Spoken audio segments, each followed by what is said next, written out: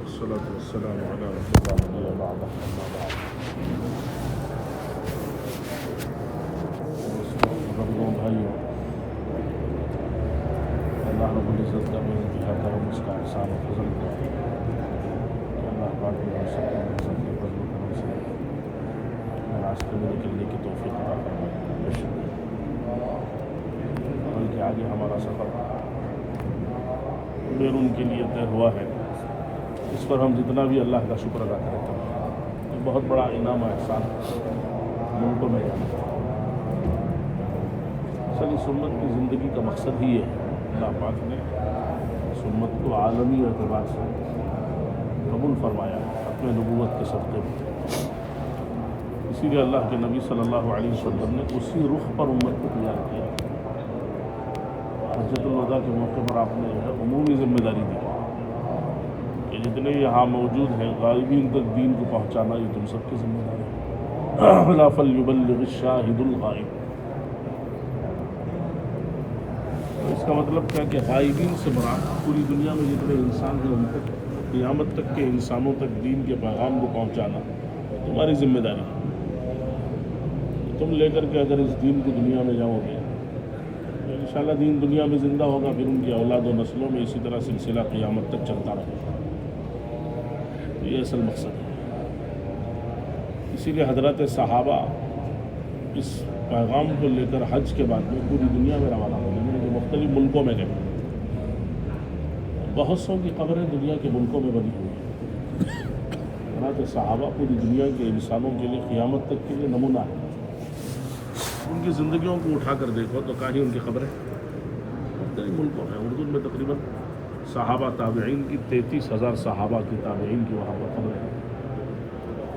مصر میں 72 بدری صحابہ کی قبریں ہیں۔ جو بدری صحابہ ہیں ان کا جنتی ہونا یقینی ہے، جن سے اللہ راضی ہے، کتنے فضائل مناقب ان کے، اس کے باوجود 72 صحابہ ملک مصر میں۔ مصر میں ہم لوگ گئے تھے تو دیکھے بالکل بہت بڑا سلطان صلاح الدین ایوبی کا قلعہ ہے، اس کے دامن میں پہاڑ ہے، اس کے بعد وہ صحابہ کے قبروں کا سلسلہ ہے۔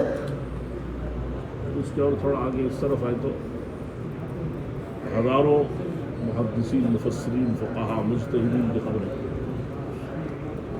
بہت ساری قبریں ہیں، بڑے بڑے محدثین کی قبریں، علامہ ابن حجر اسقلانی کی ہے، علامہ علی کی ہے، لیث بن سعد کی ہے، اسی طرح جو ہے امام شافعی رحمۃ اللہ علیہ اور ان کے شاگردوں میں سے ان کے آگے چل کر ان کے جو مذہب کے جو فقہا ہیں ان کی ہزاروں کی قبریں ہوتی ہیں۔ اسی طرح بہت سے ملکوں میں، ہر ملک میں ملیں گے، لیبیا میں، جنوبی فرانس میں، الجزائر میں، تونس میں، مراکش میں، عراق میں، دمشق میں، فلسطین میں، ہر جگہ حضرات صحابہ کی قبریں جو ہے ملیں گی کہ اللہ کے دین کے پیغام کو لے کر دنیا میں گئے اور جہاں جہاں گئے وہاں ان کی قبریں بنتی چلی۔ یہ امت عالمی نبی کی عالمی امت ہے۔ اللہ رب العزت نے اس کو کام ہی یہ دیا کہ حضور اکرم صلی اللہ علیہ وسلم کا سفر جو ہے حجاز مقدس کے باہر نہیں ہوا ہے۔ آپ کی حیات طیبہ میں یمن فتح ہوا ہے، بچپنے میں ملک شام تشریف لے گئے تھے، تبوک کا ایک سفر دور کا ہوا ہے، بقیہ زیادہ دور آپ نہیں گئے، لیکن آپ کا پیغام پوری دنیا میں پہنچ گیا۔ اسی طرح عموماً دیکھا جائے مولانا محمد الیاس صاحب رحمۃ اللہ جو اس زمانے میں اللہ پاک نے ان کو ذریعہ بنایا اس صدی میں دین کے زندہ ہونے کا امت کے عموم میں، ان کو بھی دیکھو تو زیادہ دور نہیں گئے۔ اجتماع زیادہ سے زیادہ میوات میں کریں، دلی میں کریں، اور قرب و جوار کے علاقوں میں کریں۔ اسی لیے دنیا سے جاتے ہوئے کہتے ہوئے گئے، لوگ دنیا سے جاتے ہوئے بھی بچوں کے لیے مال چھوڑ کے جاتے ہیں، دنیا چھوڑ کے جاتے ہیں، چیزیں چھوڑ کے جاتے ہیں۔ اللہ کا شکر ہے کہ میں پورا ملک کے میوات چھوڑ کے جاتا ہوں۔ اس زمانے میں ان کے بعض دیہاتوں کے اندر 100% نمازی تھے، ایسا کام کریں گے، لیکن ان کے بعد ان کا پیغام پوری دنیا میں پہنچا، جماعتیں پوری دنیا میں گئی، دنیا کے آخری کناروں میں ان کی جماعتیں گئی۔ اتنی بڑی خیر دنیا میں وجود میں آئی۔ کارگزاریاں اگر لکھو تو کارگزاریاں لکھتے لکھتے لکھتے کئی جلدیں ختم ہو جائیں گی، لیکن کارگزاریاں ختم نہیں ہوں گی۔ کیسے کیسے ان کی زندگیاں بدلی، کیا کیا ہوا، خاص طور پر دنیا کے ملکوں کے اندر کیسی کیسی تبدیلی آئی۔ ابھی حاجیوں کو جمع کرے تھے، جو وقت لگائے ہوئے حاجی و محنت کی کیا ترتیب ہے سلطان شاہ میں، تو اس پہ میں بات کرتے ہوئے میں نے کئی کارگزاریاں سنا. اس میں ایک کارگزاری یہ بھی ہے کہ دین کی محنت میں اللہ رب العزت میں کتنی برکتیں کیسی کیسی برکتیں اللہ پاک کرتے ہیں. اس میں سنا ہے کہ ایک دفعہ مولانا محمد یوسف صاحب رحمۃ اللہ کا بیان ہو رہا تھا کعبۃ اللہ میں. عام طور پر اس زمانے میں کام کھلا ہوا تھا، مرزا اگر احمد جہاں ہے وہاں بیان ہوتا تھا، وہی مشورہ ہوتا تھا، وہی تعلیم ہوتی تھی، وہیں سے گشتوں کی جماعتیں بنتی تھیں، اللہ کے راستے میں جماعتیں جاتی تھیں. تو مولانا کا بیان ہو رہا تھا تو حضرت مولانا عمر صاحب پالنپوری رحمۃ اللہ علیہ گشت کے لیے نکلے، مجمع کو لاکھوں ڈھونڈنے کے. گشت کرتے ہوئے گئے ساؤتھ افریقہ کے ایک حاجی صاحب غالباً حاجی باٹیا صاحب ہیں، وہ حج کے سفر میں آئے ہوئے تھے. تو ان سے ملاقات ہوئی، ان سے کہا کہ دیکھو ہندوستان سے بہت بڑے بزرگ آئے ہیں دین کی فکروں کو لے کر، ان کا بیان ہو رہا ہے، اس میں بیٹھو. وہ سمجھا کر کے لائے، لا کر کے مجلس میں بٹھائے. انہوں نے مولانا کی بات سنی. سننے کے بعد آخر میں مولانا نے تشکیل کی مجمع کی کہ جن جن ملکوں سے لوگ جہاں جہاں سے آئے ہو، ہم ان سے درخواست کرتے ہیں کہ ہماری جماعتیں تمہارے ملکوں میں آئیں گی تو تم ان کا ساتھ دیں، ان کی نصرت کرو. اب بولو کون کون تیار ہے؟ تو اس موقع پر یہ حاجی صاحب بھی کھڑے کہ انشاءاللہ ساؤتھ افریقہ میں جب آپ کی جماعتیں آئیں گی تو ہم ساتھ دیں. بہت دنوں تک وہ انتظار میں رہے، کوششیں کی، پھر وہاں جماعت روانہ ہوئی، پھر دین کی محنت ہوئی. الحمدللہ ایسی دین کی فضا وہاں بنی کہ آج پورے ساؤتھ افریقہ میں 10 بڑے بڑے دارالعلوم ہیں. پچھلے سال ہمارے 2 سفر ہوئے ساؤتھ افریقہ میں. کیپ ٹاؤن کے اجتماع میں گئے ہم لوگ، 1 ہفتہ وہاں رہے، پھر 1 ہفتہ 8 دن جوہانسبرگ میں رہے. جوہانسبرگ میں کتنے بڑے بڑے مدرسے، دارالعلوم زکریا ہے، دارالعلوم آزاد ویل ہے، جہاں 550-600 طلباء ہیں، جہاں 55-60 ملکوں کے طلباء پڑھتے ہیں. پھر دوسرا سفر ہمارا ہوا حضرات کے ساتھ ابھی اکتوبر میں. پرانوں کا جوڑ تھا، علماء کا پرانوں کا. صرف علماء اور پرانے ان کے 10,000 آئے تھے ساؤتھ افریقہ. مرکز بہت بڑا عالی شان، کئی ایکڑ میں ہے. مرکز ہی کے اندر ایک احاطے میں انہوں نے بہت بڑا ٹینٹ بنایا تھا، اس میں علماء ان کا قیام کرتا تھا. مرکز بھی عالی شان مرکز ہے. تو اس میں دیکھا طلباء خدمت میں ہے مدرسے. میں نے ان سے پوچھا کہاں کے ہوں، کہا کہ جن ملکوں کے ہوں، تو کہا کہ امریکہ کے 80 طلباء ہیں، انگلینڈ کے 16 ہیں. اس طرح کئی ملکوں کے تقریباً 55-60 ملکوں کے طلباء وہاں پڑھتے ہیں. 10 بڑے بڑے دارالعلوم ہیں. اور کچھ محلوں میں ان کے جانا ہوا، جیسے 50 گھروں کا محلہ ہے، اس میں ہر گھر میں حافظ قرآن ہے. 50 گھروں کا محلہ. ہم نے پوچھا علماء کتنے؟ کہا 14 علماء. تو اس طرح سے عمومی دین کی فضا. وہاں گئے تو تعجب ہوتا ہے کہ لباس ان کا 100% سب کے سب توپ پہنے ہوئے، امامے باندھے ہوئے، ایک دم سنت شریعت کے پابند. تبلیغ کا بھی بڑا مضبوط کام، تصوف کا بھی بڑا مضبوط کام ہے، مدارس کا بھی بڑا مضبوط کام ہے. سب ایک دوسرے کے ساتھ جڑے ہوئے، ایک دوسرے کے تعاون کے ساتھ، تائید کے ساتھ مل جل کر چلتے. پچھلی دفعہ جب ہم لوگ گئے تو ایک مدرسے میں جانا ہوا جس مدرسے کی زمین 10 کلومیٹر ہے. 10 کلومیٹر 3 بڑے بڑے ہائی ویز اسے لگے، اور اس میں بڑے بڑے مالس ان کے بنے ہوئے. اس میں کروڑوں کی آمدنی ان کو آتی. اب وہ آمدنی کو تو کیا کرتے، جب ہم ان سے ملنے گئے تو مفتی صاحب تھے، ان کے پڑھ پوتے جنہوں نے مدرسے کی بنیاد رکھی، ان کے پڑھ پوتے سیدھے سادے آدمی. انہیں بٹھا کر ہم نے پورا بہت بڑا کتب خانہ ان کا ہے، مسجد کے تبڑا بٹھا کر بولے کہ الحمدللہ ہمیں جتنی آمدنی یہاں سے آتی ہے اس میں ہمارے 500 ملکوں میں مکاتب چلتے ہیں، 2-2.5 ہزار مکاتب. اس میں تقریباً 2-2.5 لاکھ طلباء پڑھتے ہیں.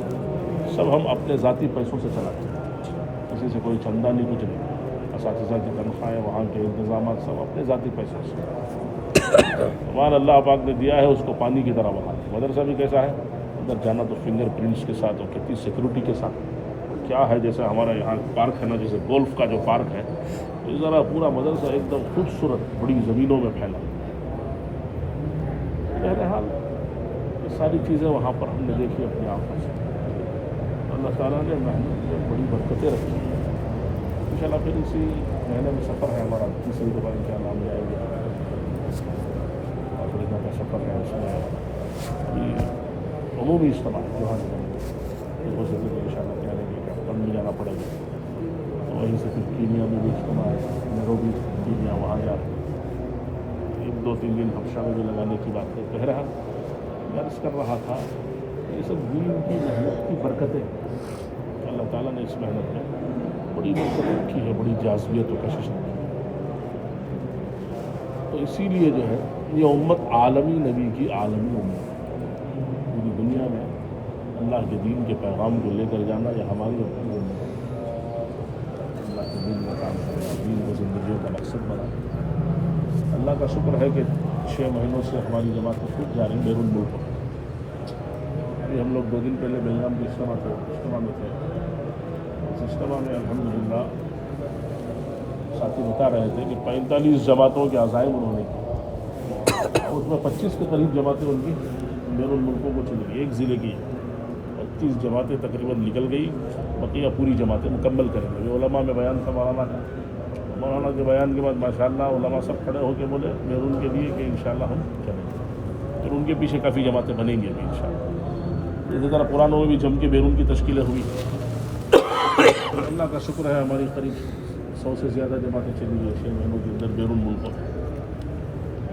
इस तरह जो है जमातें जा रही हैं, इसीलिए बैरून मुल्कों में भी निकाला जाता है। हमारे इकबाल साहब रहमतुल्लाह अलैह फरमाते थे कि बैरून इसलिए निकाला जाता है ताकि हमारा अंदरून बन जाए।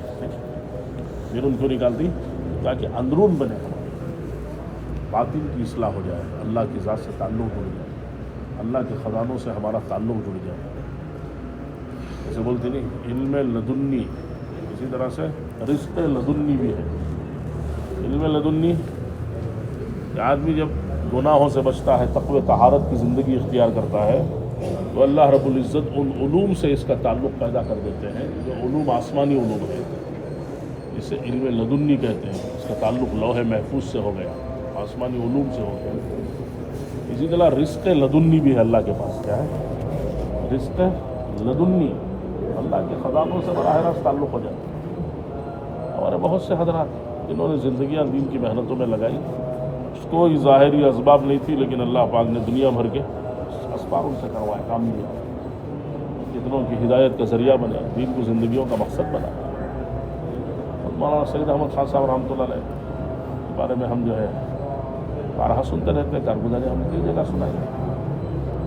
और सैयद अहमद खान साहब रहमतुल्लाह अलैह जिनके दुनिया के सारे मुल्कों में सफ़र हुए, हालांकि शुरू में हाल वैसा नहीं था, बिल्कुल गरीब आदमी सारी हो गया। मौलाना साहब रहमतुल्लाह अलैह से फरमाया मौलवी साहब पूरे आलम में दीन की मेहनत की नीयत करो। बोले हज़रत मैं कैसे कर सकता हूँ, गरीब आदमी हूँ, 3 दिन के लाले पड़ जाते। मौलाना बोले 3 काम करो, खुदा तुमसे पूरे आलम में काम करो। एक तो सबसे पहले नीयत पक्की करो, अल्लाह मैंने मुझे पूरी दुनिया में काम करना। अल्लाह की मदद जो आती है वो नीयत पर, अज़्म पर, इरादों पर आती है। तो पक्की नीयत करो पूरे आलम की। और दूसरा अल्लाह से दुआ मांगो, अल्लाह नीयत की है निकालने वाली ज़ात तो आप ही की, मसला आपके हाथ में, मेरे हाथ में। और फिर तीसरी बात, जितना हो सकता है उतना लगो, जितना कर सकते करो।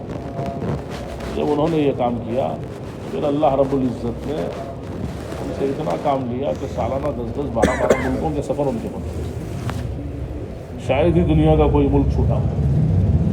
ये किस्सा में जापान ने बयान किया, उलमा ने। जापान में इज्तिमा में हम लोग गए थे पिछले साल, उन्होंने एक किस्सा बयान किया। तो रायवन के जैसे थे, उन्होंने पहले ही कहा था मुझसे कि भाई जितने उलमा हैं इनके मुल्कों के हिसाब से तश्कील करो। एक आलिम से कहो कि हम फ़लाँ मुल्क के लिए जमात बना के ले जाएंगे। उनके करीब में बहुत सारे ममालिक हैं, ताइवान है, हांगकांग है, कोरिया है। इस तरह उलमा से कहो कि हम इंशाअल्लाह फ़लाँ मुल्क के लिए अपने साथ जमात बना के ले जाएंगे। तो मैंने जब तश्कील की तो उसी एतबार से उन्होंने नाम लिखा है, मुल्कों के एतबार से। जब मैंने कारगुजारी सुनाई तो वहाँ हमारे रायवन के एक बुजुर्ग हैं मौलाना उस्मान साहब, तश्कील में खड़े हुए और कहने लगे मुफ्ती साहब ने जो अभी कारगुजारी सुनाई ये बिल्कुल सही कारगुजारी है। मौलाना सैयद अहमद खान साहब रहमतुल्लाह अलैह के पूरी दुनिया में 3 मरतबा से भी ज़्यादा सफ़र हुए, बाज़ मुल्कों में कई मरतबा गए। तो इस तरह अल्लाह रब्बुल इज़्ज़त काम लेने वाले। तो पिछली दफ़ा जब हम लोग गए उनके साथ जिन्होंने चिल्ले लगाए वहाँ सैयद अहमद खान साहब वगैरह, अजीब व गरीब उनकी कारगुजारियाँ सुनाई थी। एक तो इल्म लदुन्नी भी मिला, तो कैसे मिला उसकी लंबी तफसील है। फिर रिज़्क़ लदुन्नी भी मिला, कैसे? अल्लाह के ख़ज़ानों से। جب بھی جیب میں ہاتھ ڈالو پیسے نکال کے خرچ کرتے تھے. خود مدینہ منورہ میں ہمیں ایک مکان میں تھے حضرات کے ساتھ. واپسی میں کچھ ملکوں کے سفر تھے ہمارے. ساؤتھ افریقہ گئے, پھر وہاں سے بوتسوانا میں اجتماع تھا, پھر وہاں سے موزمبیق میں 5 ملکوں کا جوڑ تھا. سب کر کے ہم لوگ عمرے میں گئے. عمرے میں جب ہم لوگ گئے تو ایک مکان میں قیام کیے تو ہمارے جو میزبان تھے مولانا وہ کہنے لگے کہ بچپن سے ہمارا معمول تھا عید کی نماز پڑھ کر مولانا کے پاس جاتے. اس وقت سب سے بڑی عیدی مولانا کی شروع کی تھی. تو ہم 5 بھائی جاتے تو ہر ایک کو $500 دیتے تھے, 500 ریال دیتے تھے. 500 ریال کو تو آج کے کتنے ہو گئے؟ 500 ریال کو 10-12 ہزار. بچے کو بھی 10-12 ہزار عیدی دے رہے ہیں, تو بڑوں کا کیا حال ہے؟ تو ایسی کارگزاری ان کے بہرحال ہم بیان بھی نہیں کر سکتے. تو یہ اللہ کے خزانوں سے براہ راست تعلق ہے. ایسے ہمارے بہت سے حضرات ہیں.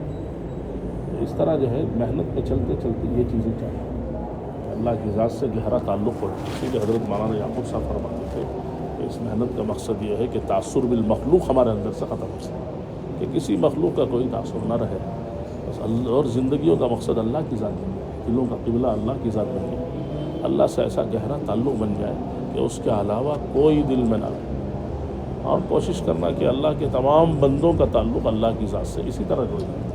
اسی کے لیے تبلیغ کی محنت ہے کہ محنت کر کر ایک آدمی کو اللہ سے جوڑتے چلے جاؤ, اور یہ سب سے بڑا کام ہے. اسی لیے اللہ تعالیٰ فرماتے ہیں ومن احسن قولا ممن دعا الی اللہ وعمل صالحا. اس سے بہتر کس کی بات ہو سکتی ہے جو اللہ کے بندوں کو اللہ کی طرف بلائے. اللہ کی طرف بلانے سے بڑھ کر کوئی کام نہیں ہے کہ اللہ تعالیٰ کے بندوں کو اللہ سے جوڑنا اسی دنیا کے اندر. یہ اصل ہماری کمائی ہے. جتنے لوگ ہم سے اللہ سے جڑتے چلے جائیں گے اتنا اللہ رب العزت ہم سے راضی ہوتے چلے جائیں گے. حضرت مولانا قاسم بری صاحب فرماتے تھے کہ ہماری محنت و کوشش کے ذریعے جتنے لوگ انشاءاللہ دین کی محنتوں میں لگیں گے ان سب, اور پھر وہ جن پر محنتیں کریں گے قیامت تک جو سلسلے چلیں گے ان سب کی جنتوں میں جتنی نعمتیں ہوں گی, محنت کرنے والے اکیلے کی جنت میں وہ سب کچھ ہوگا. یہ اصل محنت کا میدان ہے. تو اسی لیے جو ہے اللہ کے یہاں اپنے آپ کو قبول کروانا, قبولیت کا تعلق اندر کے صفات سے. کوئی آدمی جو ہے وہ تعلقات سے اور جو ہے وہ چاپلوسی کے ذریعے نہیں بڑھ سکتا, وہ دائمی راستہ نہیں ہے وہ. اس لیے قبولیت کا جو تعلق ہے وہ اندر کی صفات سے ہے.